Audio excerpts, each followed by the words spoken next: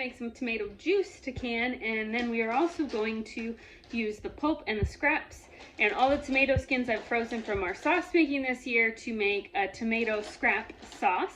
And we'll take you along for the journey because it's really easy if I just do both of them on the same day because I've already got everything kind of going. So the tomatoes that we're going to use today for the juice were in our deep freezer in Walmart bags and are now kind of defrosting here on the table. They don't have to defrost all the way. They just need to defrost enough that I can cut them in quarters. Since it's going to be a little bit of weight on those tomatoes, probably another hour, I'm going to go ahead and do step one of the sauce, and that is to get our meat and vegetables ready. For this part, I'm going to need about 2 onions. I'm going to do just a little over a pound of ground beef, some garlic, and 2 packages of mushrooms. I'm going to dice up the mushrooms and the onions so they're in smaller chunks. I went rummaging through my freezer, found a little more ground beef, so we'll be a little over 2 pounds then. I think that'll be better for the amount of sauce that we're going to be making. Sam really likes a meat sauce. You could make this definitely without the meat as well. And we're going to need some spices and some other vegetables that we're going to hide in this sauce, but to get us started, we're going to brown the meat and the diced up onions and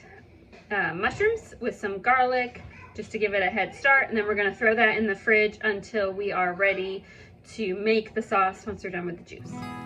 Okay, let's get ready. Let's get our beef in the pan and we're going to brown it. You could also use turkey or sausage, kind of whatever kind of meat you like in your spaghetti sauce.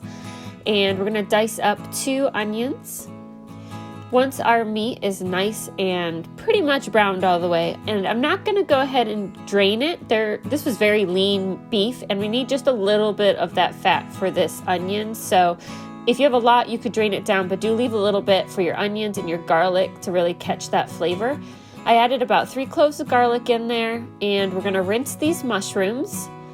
And then we're going to dice those real small. And I'm actually going to cheat here. I'm going to use my food processor because this is a lot of mushrooms and I just don't feel like doing that by hand. So we crumble them up in the food processor and we're going to add them in with our beef and our onions and our garlic. I cooked it maybe another 5 minutes, then I turned off the heat and we're just going to slide it over, let it cool down. Once it's cooled down, I'm going to put a lid on it and put it in the fridge until we're ready for it.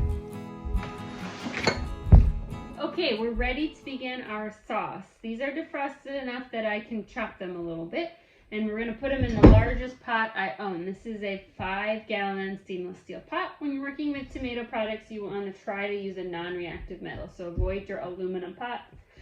Stainless steel is great. Enameled is great. Basically, just don't use aluminum. These have already been, had bad spots cut out of them and have had any woody cores removed and shouldn't really need anything. They've been washed already. Shouldn't need anything but to be cut. Quarters is the best way to do it. It's a small one, just halves. We're going to put them all in the pot here and then put them on the stove. If you want state fair, excellent looking tomatoes juice that doesn't separate, you need to do this over the stove and work very quickly, putting in a few tomatoes crushing, more tomatoes crushing while they're cooking, and that'll give you a tomato sauce that doesn't separate in the jar. I don't really care. Whether or not it's separated does not affect how it tastes. The only thing it affects is how it looks in the jar. Doesn't bother me if my tomato juice is separated. It's still going to make excellent addition to beef stews and other things.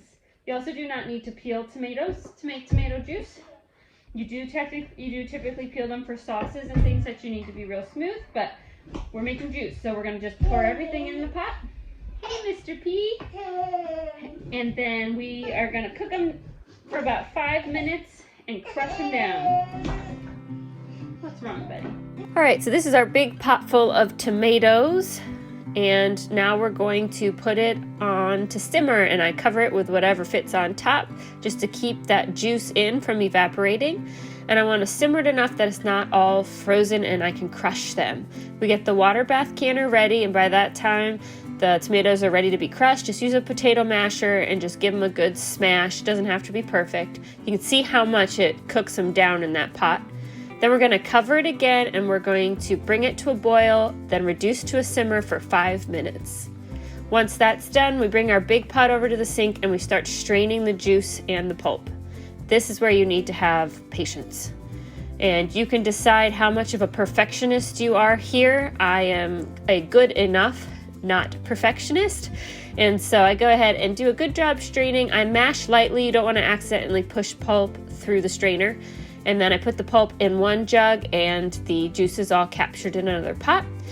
Once it's all done, I am going to strain it one more time real fast because you'll notice a lot of juice is still collected in that other container. And then back in the big pot with the pulp, because we're going to save that to make our scrap sauce. This is definitely the most time-consuming part of the process. There is our juice. It looks lovely. We are going to bring that to a boil, and we have our hot, prepared, sterilized jars here because we're water bath canning. Going to fill them up with 1-inch headspace. Look at that color. How lovely is that? And then we are going to add some salt and some citric acid. So it's a 1/4 teaspoon citric acid and a teaspoon of salt for each quart. You could use 2 teaspoons of bottled lemon juice instead of citric acid if you'd rather, but you need to add it to make it safe for water bath canning. We add our hot and prepared lids and our rings. And then they're going to go in the water bath canner. They're going to process for 40 minutes. And again, remember your time does not start until you hit a rolling boil. Okay, one down, one more to go. While that is canning, let's finish the scrap sauce. So these are our skins and pulp left over from our juice. And I have more of this in the freezer, so let's dump it in here.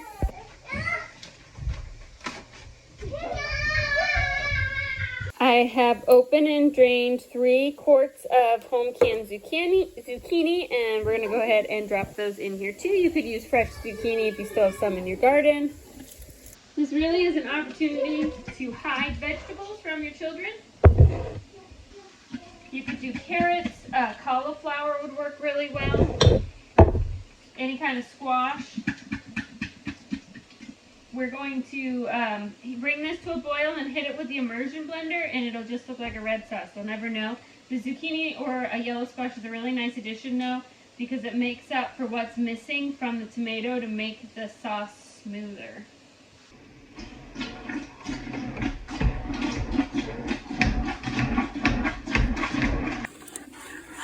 There, that's really looking lovely. Now, if you feel like after you blend it all together that it's too thick, you can add a little bit of tomato juice or water, but do just a little bit at a time, because once you've overdone it, you've created a lot more work of yourself boiling it down and evaporating all that water. Okay, we're going to mix in our meat, mushrooms, and onions and garlic that we cooked up before.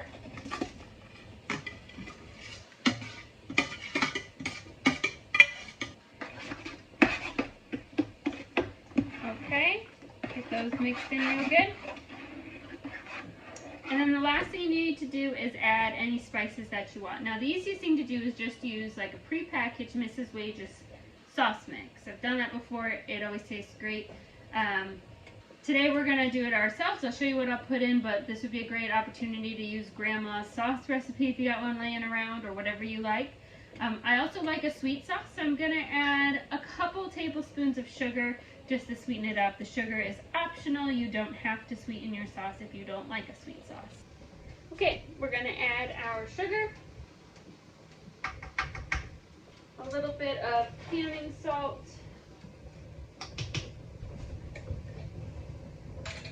I'm going to add just a couple teaspoons worth of Italian seasoning, and a couple teaspoons of parsley. I'm going to mix that up and give it a taste test to see if it's where we like it. What about the cameras? This is the only time that I ever wish I had a bigger kitchen, because you have to clean a bigger kitchen, right? But my stove is totally full of things, so I can't get my canner up here. So we're going to go ahead and, whew, it's smoky. We're going to jar this in our warm jars, and then we'll get our canner, pressure canner out and heat it up. That's steamy. It is steamy. So that we can go ahead and can the meat sauce. Okay, last thing. Our jars are ready. This is going to be pressure canned, so we just need clean, warm jars. They don't need to be sterilized. The pressure canner will take care of that for us. And we're going to go ahead and fill them with 1-inch headspace. You do not need to do any debubbling here because it's basically just a really juicy sauce, so you don't need to worry about air bubbles. So you just fill the jars, and then we're going to wipe off the rims with a damp cloth. Then we're going to add 1/4 teaspoon of citric acid to each jar. The USDA recommends adding citric acid even if you're pressure canning. I know people do it without. I'm kind of a rule follower, so I figure it doesn't hurt anything to add it. So if you want to leave it out, that's totally up to you, but I'm going to go ahead and add it. We add our warm lids and then our rings. Fingertip tightness, which basically means as tight as you can get it with one hand. And then into the canner they go. These will process for 90 minutes. Remember, processing time does not start until you are up to pressure. Okay, we are all done. This is the next day, and so I wanted to touch real fast on a couple questions that I get a lot, and this canning set is a good example of these questions. So we did 6 quarts of tomato juice, and yes, it is separated, and like I said before, that does not bother me. That it separates. If you don't want to separate, check out the National Center for Home and Food Preservation, their tomato juice canning. There's some tips for making sure that you can make it so it looks nice and pretty in the jar, if that matters to you. But I did 6 quarts, and I had a random pint left over. You can can pints and quarts together. You just have to go with the longer canning time for safety. But that gave me a full load, and that used every ounce of tomato juice that we had. And then we also had 1 quart of the sauce. So I have 7 of these scrap sauces, what I call it. And I have 1 quart left. I had a little bit left. It wasn't quite enough for a whole quart. And so people sometimes ask, do you have to can a full jar? Can you can a not quite full jar? And the truth is, you can can a not quite full jar. You really want to aim for your 1-inch headspace, right? But your jar must be at least half full with liquid. If it has less than half of the liquid in it, it is not going to be safe, and you cannot keep that jar. You need to put it in your fridge right away and use it right away, just like it's a regular leftover. However, if you're pretty darn close, it's going to be okay. The recommendation is to put that jar first and use that first because its shelf life is going to be a little bit less. So you want to use it within a few months, but it's going to be worth it to go ahead and can that. You know, this is like a 7/8 full jar, and we'll just make sure it gets used first. So hopefully that answers some common questions, but we're almost done with our big canning push here for the fall. We just got some lemon butter left to make and some regular old spaghetti sauce, and then we're going to be done. So thanks so much for joining us, and we'll see you all soon.